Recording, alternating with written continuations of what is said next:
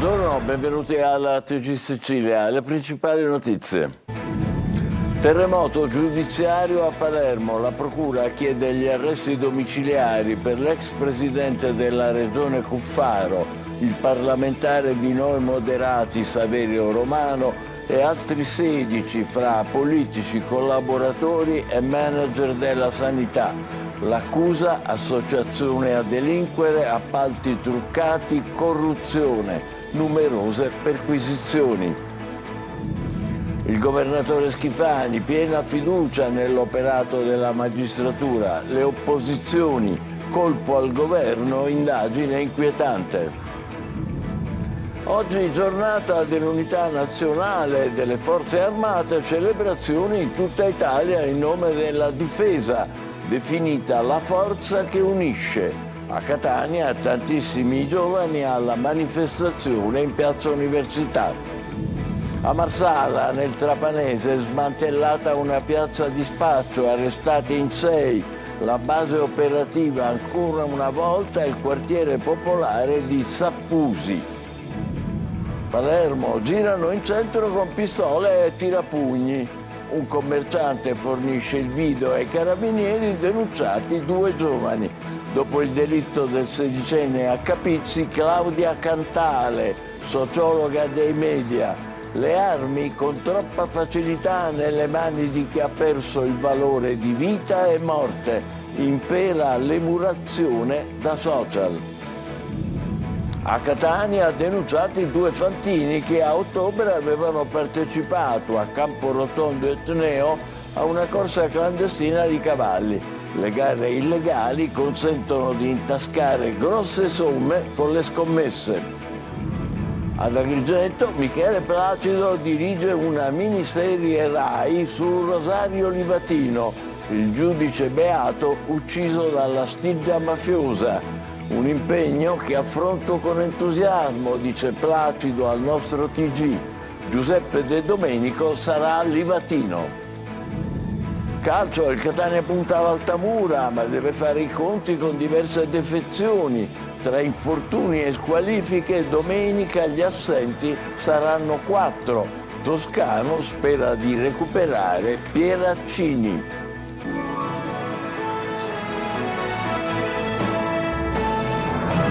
Bentrovati. Dunque, richiesta di arresto per Totò Cuffaro, Saverio Romano e altri 16 fra politici, collaboratori e manager della sanità. È un terremoto la nuova inchiesta della Procura di Palermo per gli appalti truccati. Maglio Viola.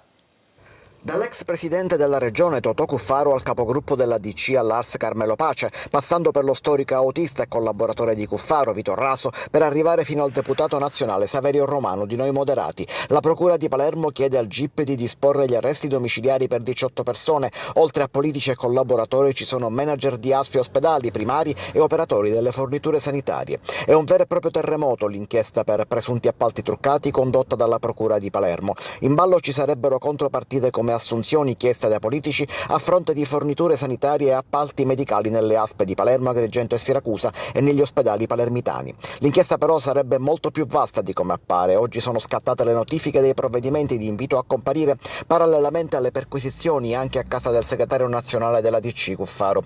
Tutti dovranno essere ascoltati dal GIP che, in base alle nuove norme, deve prima sentire le motivazioni degli indagati e poi decidere se sia necessario un provvedimento di arresti domiciliari per questo tipo di reati. Sul dettaglio dell'indagine al momento si sa davvero poco. La procura ha solo confermato con una nota ufficiale i nomi degli indagati, ma mantiene il massimo riservo sulle singole accuse e sulla ricostruzione in attesa degli interrogatori. Respingono le accuse sia Totò Cuffaro, che dice di avere massima fiducia nella magistratura e aver offerto massima collaborazione, sia Saverio Romano, che con un video sui social si dice amareggiato e sottolinea come il danno d'immagine ormai sia fatto. Attaccano però le opposizioni. Ismaila Lavardera chiede una mozione di sfiducia per mandare a casa il governo Schifani. I 5 Stelle sottolineano come sia arrivato il momento di staccare la spina. Carlo Calenda ribadisce l'esigenza di commissariare la Sicilia, mentre Michele Catanzaro, capogruppo del PD, sottolinea come la politica sia ormai tornata a uno stato paludoso. A tutti risponde il governatore Renato Schifani, che esprime fiducia nella magistratura e nel fatto che gli indagati sapranno dimostrare la loro estraneità nelle sedi opportune. Cuffaro e Romano, entrambi figli della vecchia Democrazia Cristiana, ancora oggi figure di primo piano della politica regionale siciliana. Luca Ciliberti.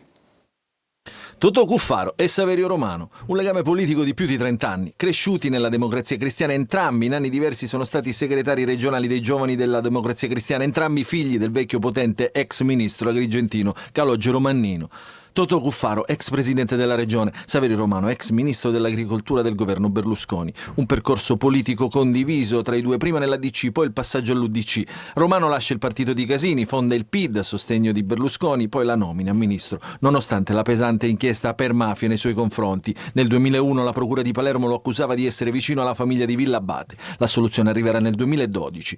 Tra i due vecchi democristiani, nonostante le diverse strade politiche, l'amicizia non è mai venuta meno. C'era Romano a dividere con l'ex governatore le ore di attesa della sentenza della Cassazione che confermò la condanna dell'ex presidente della regione per favoreggiamento aggravato a 7 anni.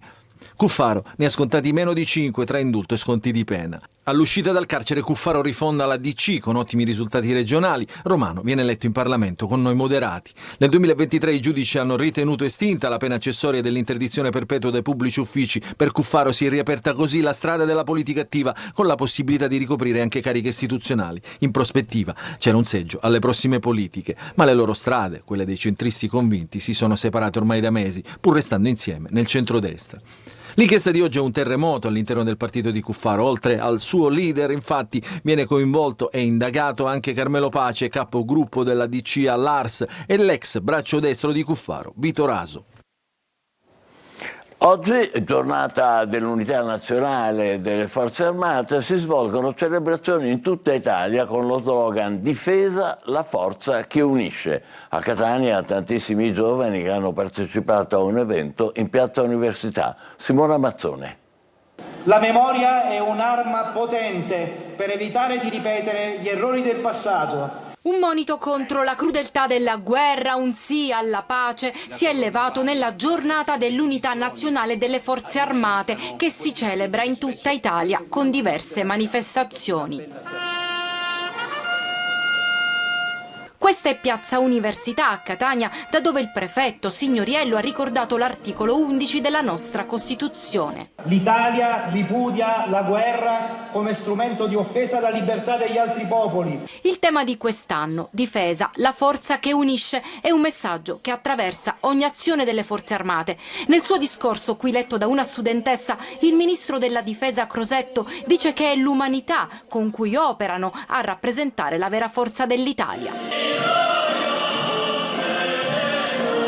Una piazza affollata soprattutto dagli studenti degli istituti Battisti, De Felice Olivetti, Cutelli, Duca degli Abruzzi e Baccarini. Il lavoro che svolgono al giorno d'oggi le Forze Armate è un lavoro di grande impegno e importanza, soprattutto anche per le generazioni successive. Parlare di pace oggi più che mai è importante non solo per i conflitti che caratterizzano il panorama internazionale, ma soprattutto per sensibilizzare i giovani alla non violenza. La storia è maestra e ci dice da questo punto di vista che con la violenza non si è mai costruito nulla. I ragazzi questo lo sanno bene.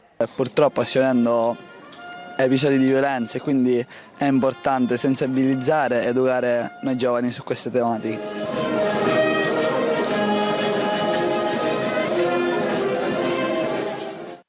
A Marsala, nel Trapanese, è smantellata una nuova piazza di spaccio, arrestati in 6 che erano tornati a organizzarsi. La base operativa, ancora una volta, è il quartiere popolare di Sappusi.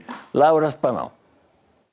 I carabinieri di Marsala hanno arrestato 6 persone per associazione per delinquere finalizzata al traffico di stupefacenti. La base operativa era nel popolare quartiere Sappusi, già al centro di numerosi blitz antidroga. L'indagine ha documentato le fasi di riorganizzazione del sodalizio criminale.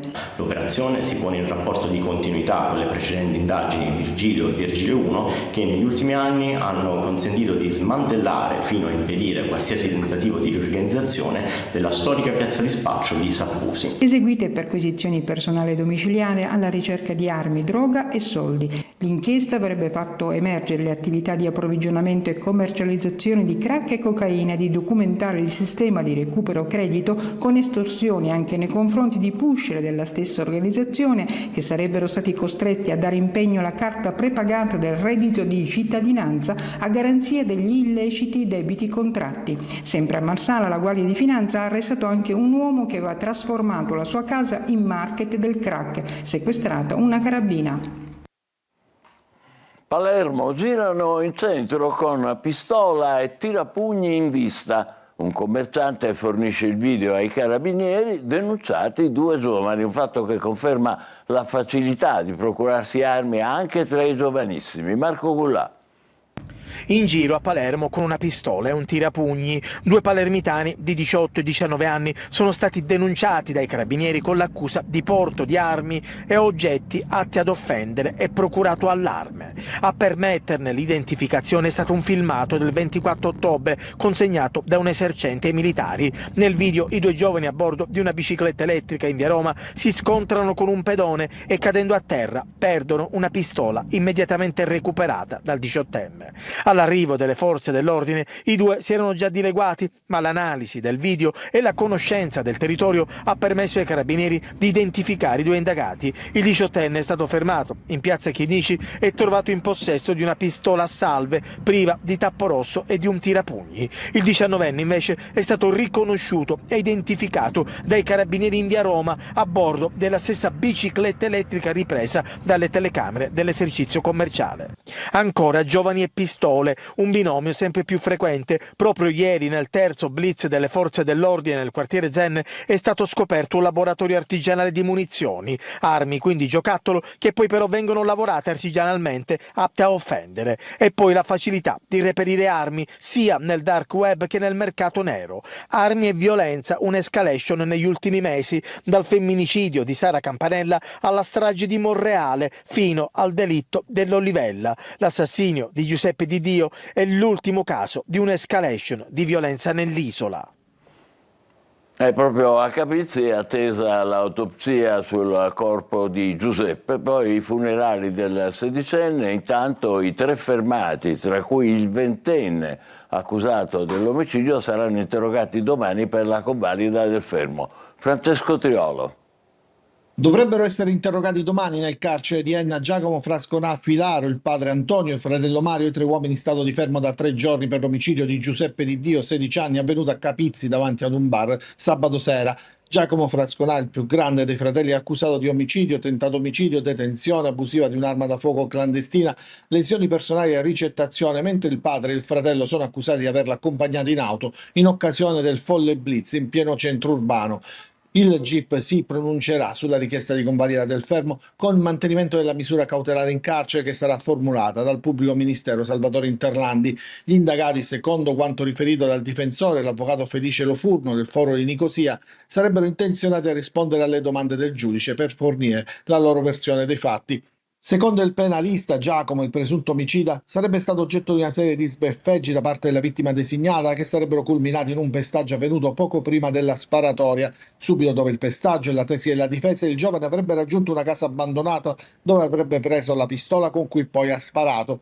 Ma qualcuno avrebbe avvertito la famiglia e il padre Antonio insieme al figlio Mario si sarebbero messi alla ricerca di Giacomo per evitare che facesse una sciocchezza. Dopo averlo trovato lo avrebbero fatto salire in auto, il giovane si era calmato e avrebbe chiesto al padre di lasciarlo davanti al bar per prendere una birra, invece si è consumata la tragedia. Intanto si attende che venga eseguita l'autopsia sulla salma di Giuseppe Di Dio, un atto dovuto in questi casi solo subito dopo potranno essere fissati i funerali.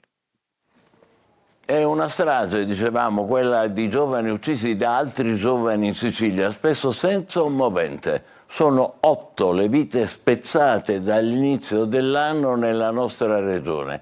Pistole e coltelli a disposizione con facilità nelle mani di chi ha perso il valore di vita e morte. Impera l'emulazione dai social. Roberta Lunghi. La pistola caduta accidentalmente dalla tasca di un giovanissimo che viaggiava in bici con un coetaneo a Palermo, subito recuperata nello sconcerto dei passanti come fosse un pacchetto di fazzolettini, come fosse normale, in uno sfondo dove si impenna il conto di giovani uccisi da altri giovani con armi facilmente a disposizione. La disponibilità dell'accesso alle armi ha già in nuce la possibilità che queste vengano utilizzate per l'offesa. C'è anche un effetto, diciamo così, di imitazione dei social. La lite e poi lo sparo, lo scambio di persona, il proiettile vagante che diventa mortale, il fendente, l'intento di vendetta portato a termine, il femminicidio. Sara a Messina, Giuseppe a Capizzi, Paolo a Palermo, Massimo, Andrea e Salvatore a Monreale, Nicolas a Francofonte, Francesco a Catania. Non ci sono più. C'è una progressiva perdita e depotenziamento del significato della vita e della morte stessa, perché noi stiamo assistendo a un aumento delle commemorazioni e delle celebrazioni della morte online, che però stanno spostando ogni giorno di più, ci stanno allontanando ogni giorno di più dal sentimento di mortalità. Violenza trasversale, ma con un comune denominatore: il vivere in famiglie e contesti dove l'amore e la cura non sono più i cardini. In alcune famiglie la violenza sta al centro della casa e quindi io conosco soltanto quel modo di comunicare. Quando mi rapporto con i miei pari, mi rapporto con l'unico strumento che conosco, che è la violenza. E Claudia Cantale, sociologa dei media, che abbiamo appena ascoltato. Incidente mortale sull'autostrada Siracusa-Modica. A perdere la vita un camionista di 33 anni che era alla guida di un'auto articolato senza rimorchio adibito al trasporto merce. In Sicilia sono 270 le vittime accertate di violenze sessuali in ambienti ecclesiastici dal 2000 a oggi. È quanto emerge dal nuovo rapporto di Rete l'Abuso, che fotografa un fenomeno ancora sommerso, fatto di paura, silenzi, omertà. Gerry Italia. Il silenzio è ancora la barriera più alta. In Sicilia dal 2000 a oggi sono 103 i casi documentati di violenze sessuali legate a contesti ecclesiastici, con 270 vittime accertate. A dirlo è il nuovo report di Rete l'Abuso, che da anni raccoglie testimonianze e dati in tutto il paese. Un quadro drammatico che su scala nazionale conta oltre 4.300 persone coinvolte: 10 casi ad Agrigento, 9 a Caltanissetta, 14 a Catania, 7 a Enna, 16 a Messina, 20 a Palermo, 6 a Ragusa, 11 a Trapani e 10 a Siracusa. Nella maggior parte degli episodi l'abusante è un sacerdote, 86 casi, seguono catechisti, laici e un educatore scout. Le vittime, quasi tutte minorenni e di sesso maschile, spesso restano sole, senza voce. Tutti i casi censiti derivano da denunce dirette o riscontri nelle cronache giudiziarie. In Italia non c'è l'obbligo di denuncia, nessun cittadino ha l'obbligo di denuncia, anzi corre il rischio di essere controquerelato per calunnia qualora non abbia le prove per dimostrare una denuncia del genere. Ecco, la Chiesa si avvale di questo voto legislativo e quindi purtroppo anche se dicono che hanno la facoltà morale di denunciare, nei fatti poi in Italia non c'è una sola denuncia. Secondo l'associazione in Italia sono oltre 1.100 i religiosi identificabili come sex offender, ma il conto potrebbe salire. Non sono ancora inclusi i vescovi accusati di omissioni o di insabbiamenti. E proprio in Sicilia si attende l'evoluzione del processo per falsa testimonianza a carico del vescovo di Piazza Armerina, Monsignor Rosario Gisana, legato al noto caso Rugolo, il cui iter è entrato in fase pre-dibattimentale lo scorso 29 ottobre. È un segnale chiaro, da un lato dicono che con l'atto della magistratura denunciano qui e là, e poi di fatto però vediamo inviati a giudizio, vuol dire che diciamo che questa è la prova contraria. Vicende diverse unite da un'unica richiesta: verità e giustizia per chi ha subito in silenzio. Voltiamo pagina. Una corsa clandestina di cavalli filmata dagli smartphone e diventata virale sul web ha permesso alla polizia di Catania di individuare e denunciare 2 fantini messinesi. Desiree Ferlito. Scooter che suonano all'impazzata in una strada strettissima e impervia, tra loro 2 cavalli che corrono senza un perché. Nelle immagini una corsa clandestina immortalata da uno smartphone da uno dei partecipanti, che ha poi condiviso il video sui social. Qualche istante dopo la rovinosa caduta che ha coinvolto alcuni motocicli e uno dei cavalli in un brutto incidente. La corsa risale all'11 ottobre. Ad organizzarla a Camporotondo, Melcatanese, due fantini messinesi che, sentendosi il fiato sul collo per le indagini avviate dalla polizia, che con perquisizioni di stalle e scuderie stavano stringendo il cerchio sui due, si sono presentati spontaneamente con i rispettivi cavalli e calessi. L'analisi del video, che era stato girato da alcuni spettatori durante la corsa, ha permesso alla squadra a cavallo della polizia di accertare la provenienza degli equini. Si tratta di due purosangue inglesi di 5 e 10 anni, del valore di circa 15.000 euro. Entrambi, spiegano dalla questura di Catania, sono cosiddetti scarti di pista, ovvero cavalli che non raggiungono i tempi utili per gareggiare e che per questo sono venduti alle scuderie in Italia e all'estero e spesso coinvolti in gare clandestine.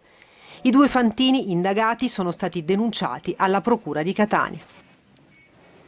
Ad Agrigento ancora uno sversamento di liquami nella zona di via Ragazzi del 99. Le acque nere invadono il boschetto, il vallone e arrivano fino al mare. A denunciare il disastro ambientale l'associazione Mare Amico. Davide Sardo. Ancora una volta la zona di via Ragazzi del 99 ad Agrigento è sommersa da un'ondata di acque nere. Migliaia di litri di liquami si sono riversati nel boschetto, hanno invaso il vallone sottostante e, trascinati dal corso del fiume Akragas, sono arrivati fino al mare. Una scena già vista che si ripete puntualmente a causa di una ostruzione della condotta fognaria, segno di un problema mai davvero risolto. A denunciare l'ennesimo disastro ambientale è l'associazione Mare Amico, presieduta da Claudio Lombardo, che in una nota corredata da video e fotografie mostra l'entità dello sversamento e parla di una ferita aperta per la città di Agrigento. L'acqua nera e maleodorante scorre tra la macchia verde, trasformando un'area naturale in una palude inquinata con rischi per l'ambiente e per la salute pubblica. Mare Amico chiede interventi urgenti e definitivi affinché, dicono, non si debba ogni volta assistere allo stesso spettacolo indegno a due passi dal mare e dalla Valle dei Templi. Televisione adesso. Agrigento si trasforma in un set a cielo aperto per le riprese della miniserie della RAI Il giudice e i suoi assassini. Michele Placido porta sullo schermo la storia del giudice beato Rosario Livatino, simbolo di fede e di legalità, ucciso dalla stigia mafiosa. Il regista sta lavorando in questi giorni, animato da una grande passione. Eccolo al microfono di Eva Spampinato. Riprendere soprattutto quello che Livatino amava di più, fiducia nella giustizia e alla fede, perché lui amava la figura di Cristo. Michele Placido non nasconde l'entusiasmo che in questi giorni e in queste notti lo sta spingendo a lavorare senza sosta nei luoghi di Rosario Livatino. Raccontare una figura straordinaria e potente come quella del giudice beato ucciso dalla mafia nel 1990 per Placido è un modo per rendere omaggio ad un giovane uomo diventato simbolo di coraggio e integrità. Cristologia e giustizia. Sono tanti gli elementi che hanno fatto sì che io con questo entusiasmo riprendessi in mano questa nuova scoperta. Lo incontriamo durante le riprese della nuova miniserie RAI, Il giudice e i suoi assassini. Placido ci svela anche un altro motivo che lo ha spinto alla regia per la prima volta in una fiction RAI. Soprattutto per la collaborazione con Falcone e Borsellino, cosa che non c'era nella passata storia, e questo è stato l'elemento che mi ha incuriosito moltissimo. Protagonista è Giuseppe De Domenico, affiancato da un cast d'eccezione con Leonardo Maltese, Nino Frassica, Michela De Rossi, Francesco Benigno. Questa dedica fatta dal maestro Michele Placido sia veramente dovuta e soprattutto conoscendo le capacità del maestro Michele Placido sono sicuro che uscirà fuori una gran bella fiction. Le riprese, iniziate a fine settembre, si svolgono nei luoghi reali della vicenda, da Canicattì ad Agrigento, per restituire autenticità e radici ad una storia che parla ancora al presente, quella di un uomo che fece della giustizia la propria missione e che poi fu proclamato anche beato. Pausa adesso, tra poco il calcio con il Catania che riprende la preparazione alla gara con l'Altamura. State con noi, vi aspetto.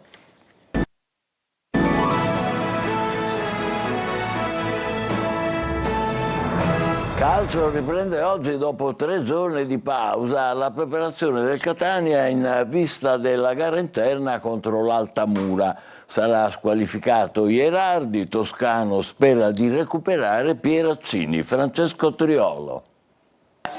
L'amarezza per i 2 punti persi a Caserta c'è ancora, non sono bastati nemmeno i 3 giorni pieni di stacco, di riposo per cancellarla, una rabbia da trasformare in carica agonistica in vista della partita di domenica prossima contro il team Altamura al Massimino. Oggi è prevista la ripresa degli allenamenti per i giocatori del Catania con il tecnico toscano che sa già di dover rinunciare al difensore Ierardi, sarà squalificato, e al Jolly Raimo, oltre i centrocampisti Martic e Aloi. A proposito di Aloi, nei prossimi giorni verrà sottoposta agli esami strumentali per accertare l'entità del problema al ginocchio. Qualora le indicazioni dovessero essere negative, la società potrebbe aggregare al gruppo in pianta stabile il 21enne Arjan Khilafi, centrocampista macedone prelevato dalla Sampdoria nella scorsa sessione estiva di mercato. Una piccola speranza c'è per il recupero invece di un altro difensore, Pieraccini. Lo staff medico rossazzurro è al lavoro per rimettere in sesto l'ex del Cesena, che aveva cominciato da titolare il confronto di Caserta, salvo poi abbandonare il campo per un acciacco. Se dovesse esserci Pieraccini a tempo pieno, l'assetto tattico e l'idea di gioco originaria non cambieranno. Se così non fosse, il tecnico toscano potrebbe arretrare sulla linea dei difensori Quaini ed inserire a centrocampo Corbari. Ieri pomeriggio intanto è anche cominciata come da tradizione la prevendita dei italiani per il confronto casalingo contro i pugliesi. Si possono comprare dei biglietti online oppure dei punti vendita convenzionati. E noi ci fermiamo qui, grazie per averci seguito, l'appuntamento è per le 20, buon pomeriggio.